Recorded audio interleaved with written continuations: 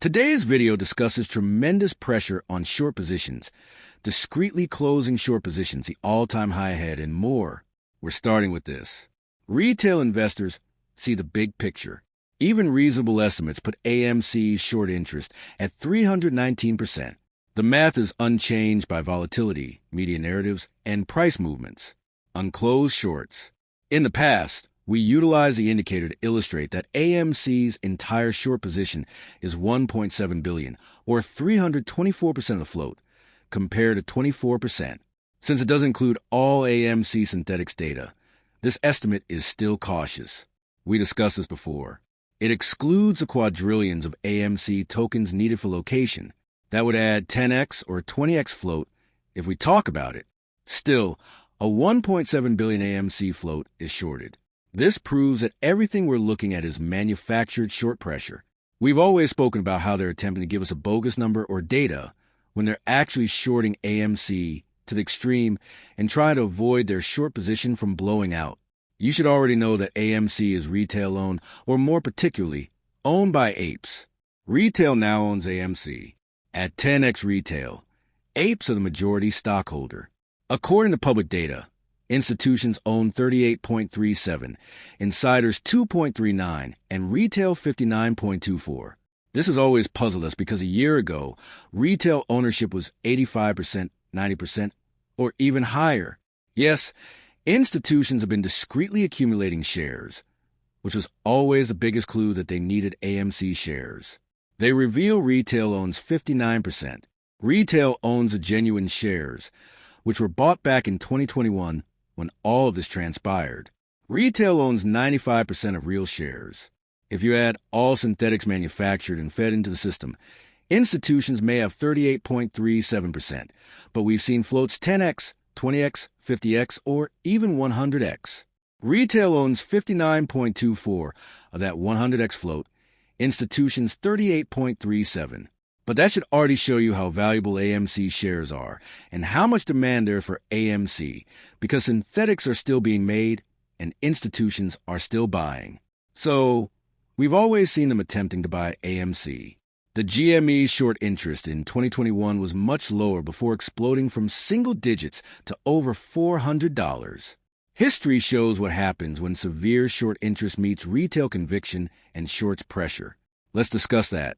Until the short squeeze, all of these short interests, whether for GME or automobile, were showing at extremely low quantity. An amount that shouldn't be tied to a short squeeze exploded. The same goes with AMC. First, self-reported short interest has always existed, always much lower than it is. We saw an example here. Official short interest was 124.11, but it was 1.7 billion and higher. Additionally, it discusses retail conviction. As we discussed, the fact that AMC is still retail held by 59.24% despite float creation 10 times, 20 times, and 50 times shows commitment, will create the short squeeze by applying pressure to the shorts. Citi cuts target to US 1.10, while keeping the sell rating, indicating concern that the stock may still trade above what its analysts view as fair value. Citi closed 100% of their position yesterday. Perfintal, who's worried that the stock may move over its analysts' fair value. Thus, this is the main focus. We can see how they're selling AMC. AMC is developing short positions. They say AMC is overpriced. They think and predict AMC will decline further in the short term, yet they're doing the opposite. If you're short a stock and think it'll keep declining, you won't sell. Ride on that position and profit as much as possible. However, Citi, who decreased the objective and maintained the sell rating, did the opposite. We argued retail conviction is the ultimate struggle against short sellers when we apply pressure. The final move against these men, because they understand they can't keep doing this and must close their short position since it's eating them up. As we've seen, AMC's foes lost leverage and can't even slow AMC down. No strikes, no delayed movie production. Every studio vying for IMAX, and AMC leads exhibition stocks. AMC most because it exists. Institutions are closing their short position since they know AMC is improving. Nothing on the market or in the business is slowing AMC. The chart manipulation, spoofing, tokenization, synthetic shorts, FTDs, and options are not discussed.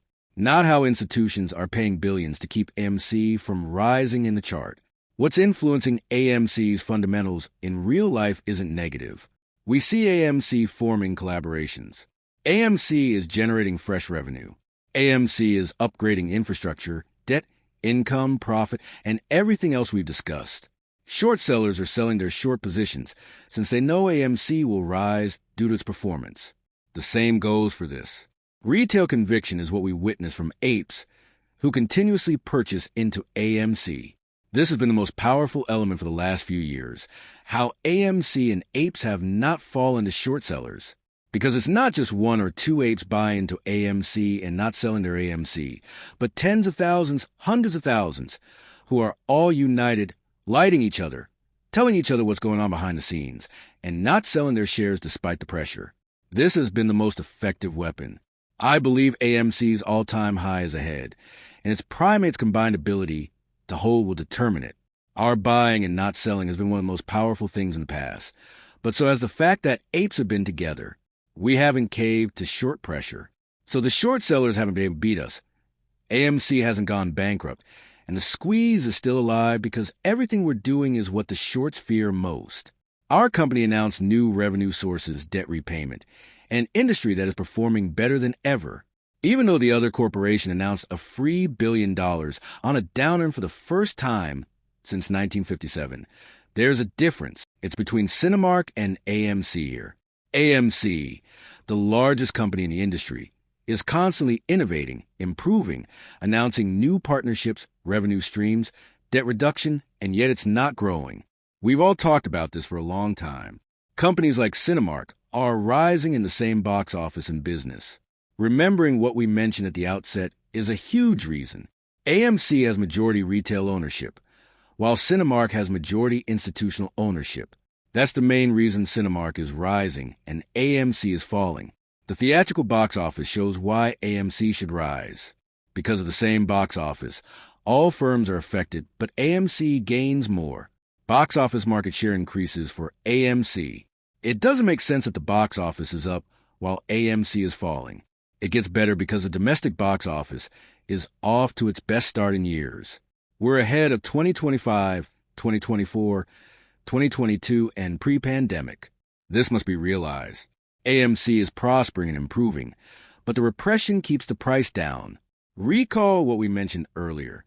Apes know what's going on with AMC, despite repression and manipulation, and we won't give up. Again, looking back 10 years, 33% of domestic box office income comes from January to May and 66% from June to December. AMC did well in Q1 and will likely do well in Q2. So picture how well they'll do in Q3 and Q4. AMC's biggest increase will likely come from Q3 onward. I'm excited to see what's going to happen, especially with the enormous income and profit gain, and many more things to come. Additionally, AMC reached 1 million A-list subscribers in Q1 2026.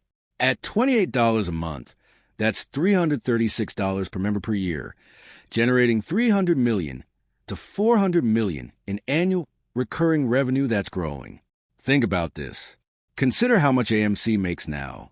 This is deep value in AMC's potential. First, 2 million A-listers might generate more recurring revenue than AMC's market cap. This is crucial because we're discussing AMC's debt repayment. We're talking about how rapidly they can pay off debt, buy back shares, and issue dividends. You can see how effective this is, and with the cooperation they're doing, it'll push more people to sign up. This is what we want and how we know AMC will develop. If you look at this right now, we talk about the Netflix connection and how Netflix needs AMC. All of this is helping AMC advance. We said not everyone realizes how much value there is. Put aside the short squeeze and speak about how undervalued AMC is with all they have going, and that's one of the main reasons institutions are buying into AMC. The AMC financials, 8K filing, and better balance sheet are also coming from this. The refinancing may be discussed again because AMC eliminated additional debt. More shares were issued, but debt was wiped out. No more high-interest payments.